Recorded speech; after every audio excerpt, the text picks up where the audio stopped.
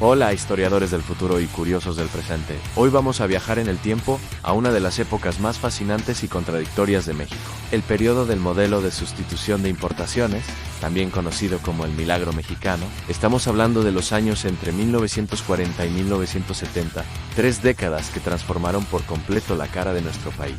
¿Listos para descubrir cómo México pasó de ser una nación principalmente agraria a una potencia industrial en ascenso? Acompáñeme. Para entender este modelo, primero hay que entender el contexto. El mundo acababa de pasar por la Gran Depresión y estaba en plena Segunda Guerra Mundial. Las potencias industriales estaban ocupadas produciendo armas y tanques, no refrigeradores ni automóviles para exportar. Para México, esto fue una oportunidad de oro. En lugar de comprar productos de fuera, ¿por qué no fabricarlos aquí mismo? Así nació la idea central del modelo de sustitución de importaciones, o MS-IAM, producir en México lo que antes se importaba. Bajo la batuta de presidentes como Manuel Ávila Camacho, Miguel Alemán Valdés, Adolfo Ruiz Cortines, Adolfo López Mateos y Gustavo Díaz Ordaz, el Estado mexicano se convirtió en el gran director de orquesta de la economía. La estrategia era clara en proteger la industria nacional a toda costa. Se implementó una política de proteccionismo feroz, con altos aranceles, es decir, impuestos muy caros a los productos extranjeros. Si querías comprar un coche importado, te saldría carísimo, haciendo mucho más atractivo el coche ensamblado en México. La idea era simple, en que el dinero de los mexicanos se quedara en México, impulsando nuestras propias fábricas. Pero el Estado no solo puso barreras, también se arremangó y se puso a construir. Fue el gran empresario. ¿Necesitamos energía para las fábricas? Se fortaleció la Comisión Federal de Electricidad, la CFE. ¿Necesitamos combustible? Se consolidó Petróleos Mexicanos, Pemex, que ya había sido expropiado en 1938. ¿Cómo movemos las mercancías? Se invirtió en los ferrocarriles nacionales de México. El gobierno no solo regulaba, sino que era dueño y operador de las industrias estratégicas que servirían de cimiento para el resto de la economía. Y para que estas nuevas fábricas funcionaran, se necesitaba gente capacitada. Por eso, se impulsó la educación técnica como nunca antes. Instituciones como el Instituto Politécnico Nacional se convirtieron en semilleros de ingenieros, técnicos y especialistas que la nueva industria demandaba. Además, se construyeron obras de infraestructura masivas, empresas para generar electricidad y regar campos, carreteras para conectar mercados y puertos para facilitar el comercio. México estaba en plena construcción, literalmente. Los resultados de esta política fueron, en una palabra, espectaculares. Durante casi 30 años, la economía mexicana creció a un ritmo promedio del 6% anual. Imagínense eso, un crecimiento sostenido que hoy parece un sueño. A este periodo se le bautizó como el Milagro Mexicano. De repente, las ciudades comenzaron a llenarse de fábricas, y con ellas, de empleo. Millones de personas migraron del campo a centros urbanos, como la Ciudad de México, Monterrey o Guadalajara, buscando una vida mejor. Este crecimiento económico trajo consigo un cambio social profundo, a la expansión de la clase media. Por primera vez en la historia de México, una gran parte de la población tuvo acceso a un empleo formal, con un salario estable, prestaciones, y la capacidad de comprar una casa, un coche o mandar a sus hijos a la universidad. El sueño mexicano parecía estar al alcance de la mano para muchos. Las ciudades se modernizaban, surgían nuevos fraccionamientos, cines, tiendas departamentales. Era una época de optimismo y progreso palpable. Ahora hablemos de un pilar fundamental de este modelo, algo que impactó directamente en la vida de millones, en la salud y la seguridad social. En 1943,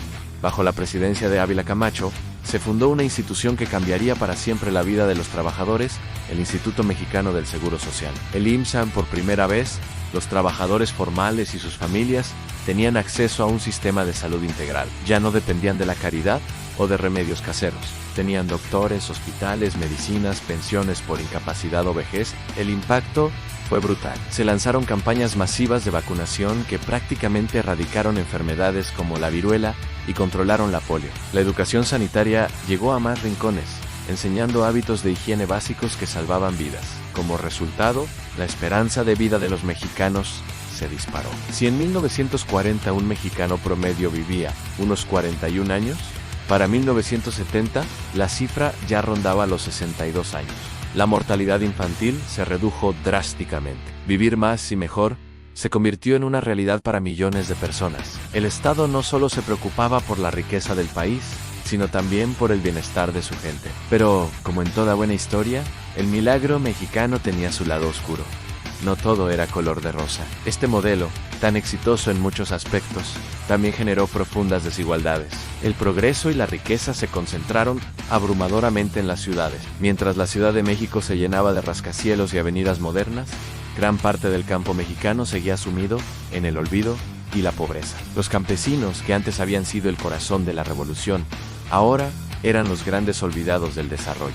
Esta brecha entre el campo y la ciudad se hizo cada vez más grande. La inversión gubernamental se iba a la industria, mientras que el sector agrícola recibía migajas. Esto provocó que la agricultura se estancara y la migración hacia las ciudades se volviera no solo una opción, sino una necesidad para sobrevivir. Las ciudades crecieron de forma desordenada, creando los famosos cinturones de miseria alrededor de las metrópolis, donde los recién llegados vivían en condiciones precarias, sin acceso a los servicios básicos que tanto se presumían. Y luego estaba el otro gran monstruo que creció a la par del desarrollo en la corrupción, con un Estado tan grande y poderoso que manejaba contratos millonarios y decidía quién podía importar y quién no. Las oportunidades para el enriquecimiento ilícito eran enormes.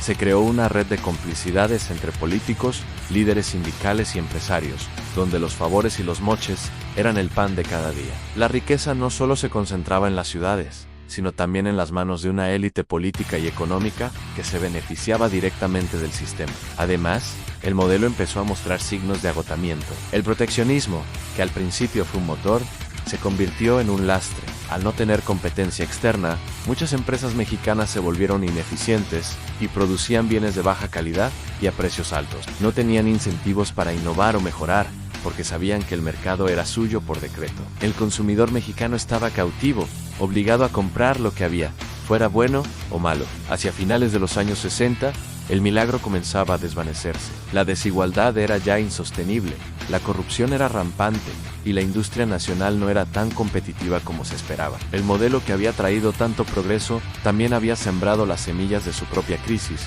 una crisis que estallaría con fuerza en la década siguiente. El movimiento estudiantil de 1968, brutalmente reprimido, fue también un síntoma de que el pacto social del milagro mexicano se había roto. La prosperidad económica no había venido acompañada de libertades democráticas. En resumen, el modelo de sustitución de importaciones fue una etapa de luces y sombras. Por un lado, logró una industrialización sin precedentes, creó una clase media robusta y mejoró radicalmente la salud y la esperanza de vida de la población a través de instituciones como el IMSS.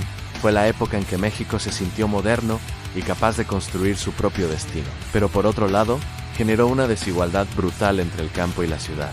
Fomentó una corrupción sistémica y protegió una industria que a la larga se volvió ineficiente. Entender el milagro mexicano es clave para entender el México de hoy. Muchas de las instituciones, de las ciudades, de las desigualdades y hasta de las prácticas políticas que vemos actualmente tienen su raíz en este periodo. Fue un intento audaz de desarrollo, con éxitos innegables y fracasos profundos. ¿Qué opinan ustedes? ¿Creen que los beneficios del milagro mexicano superaron sus costos?